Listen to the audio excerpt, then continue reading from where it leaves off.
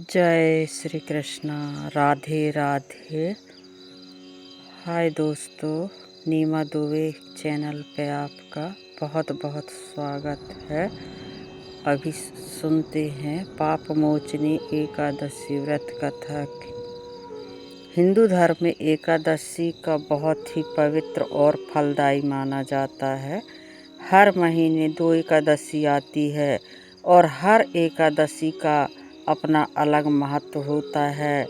चैत महीने के कृष्ण पक्ष की एकादशी को पाप मोचनी एकादशी कहा जाता है। जैसा कि इसके नाम से ही पता चलता है, यह व्रत मनुष्य के पापों का नाश करने वाला माना गया है।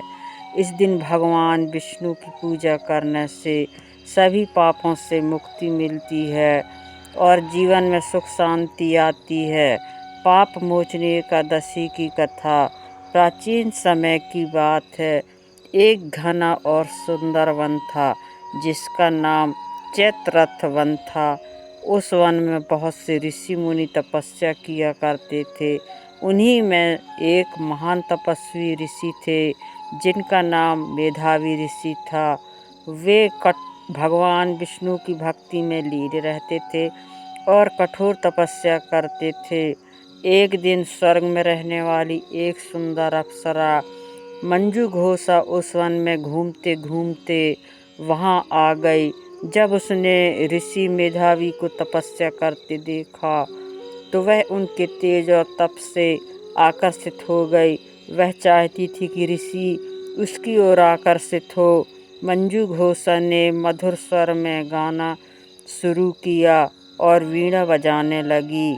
उसकी सुंदर और मधुर संगीत से ऋषि मेधावी का मन विचलित हो गया। धीरे धीरे वे अपनी तपस्या भूल गए और मंजू घोषा के प्रेम में पड़ गए। कहा जाता है कि वे दोनों कई वर्षों तक शांत रहे, लेकिन एक दिन ऋषि मेधावी को अपनी गलती का एहसास हुआ। उन्हें बहुत दुख हुआ कि उन्होंने अपनी तपस्या भंग कर दी। क्रोध में आकर उन्होंने मंजू घोषा को श्राप दिया कि वे एक पिशाचिनी बन जाएगी। श्राप सुनकर मंजू घोषा बहुत दुखी हुई और उसने ऋषि से क्षमा मांगी।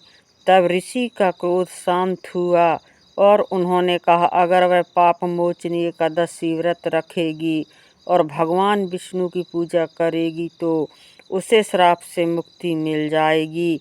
मंजू घोषा ने पूरे विधि विधान से पाप मोचनी एकादशी का व्रत किया।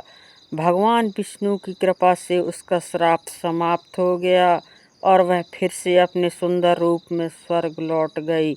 इसी प्रकार ऋषि मेधावी ने भी इस व्रत को करके अपने पापों से मुक्ति प्राप्त की। व्रत का महत्व। पाप मोचनी एकादशी का व्रत करने से मनुष्य के जाने अनजाने में हुए सभी पाप नष्ट हो जाते हैं। यह व्रत मन को शुद्ध करता है और व्यक्ति को धर्म के मार्ग पर चलने की प्रेरणा देता है। इस दिन भगवान विष्णु की पूजा कथा सुनना और दान पुण्य करना बहुत शुभ माना जाता है। जो व्यक्ति श्रद्धा और भक्ति से इस व्रत को करता है उसे जीवन में सुख शांति और मोक्ष की प्राप्ति होती है। बोलो विष्णु भगवान की जय। जय श्री राम। जय कृष्ण राधा। राधे राधे।